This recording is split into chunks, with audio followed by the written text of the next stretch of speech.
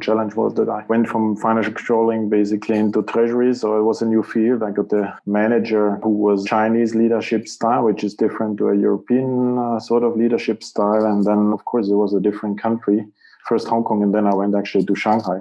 And in particular, Shanghai, that was much more Chinese 20 years ago than it is today. So I had to learn a lot, become more open, see how to approach certain things, different things which worked very well here in Europe and I could influence and convince people. Suddenly didn't work that well in China. And I had to take the feedback and see how I can actually change myself in order to have more impact going there. If I can say to people, what could I give them as advice? Don't take 3 new areas at the same time. I think 1 or 2 is good enough. It was very clear to see us, okay, well, let's see what the leadership style difference is. In my early stage of career, I'd like to work for an American company to see the difference, experience the difference.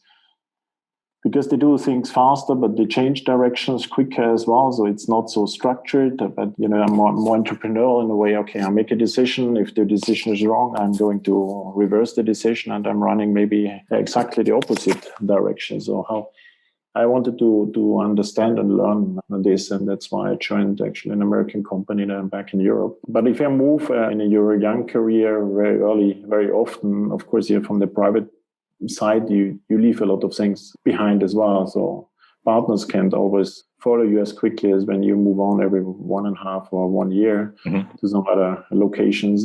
This is a bit difficult. That's why I wanted to go back to Europe and join an American company. The automotive industry is in a very much transformational process, whether it's electric cars, whether it's digitalization, whether it's autonomous driving, new business ecosystems around it.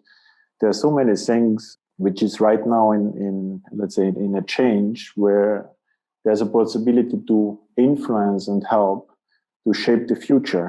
It's a lot of insecurity as well because we don't know exactly how it will play out, but it is on our hand and we're trying to help that. And we put a lot of emphasis on whether it's through investments, building the right teams, transforming the teams as well, because skills you need today, they might not be needed anymore in the future, tomorrow. So you need to make sure that the team is actually developed along and you bring them into the new stage. And we have big responsibilities from the social perspective, whether, let's say, people working for Porsche, but as well the social environment where we are based, whether it's in Stuttgart, Leipzig, in Europe, or in other parts of the world as well.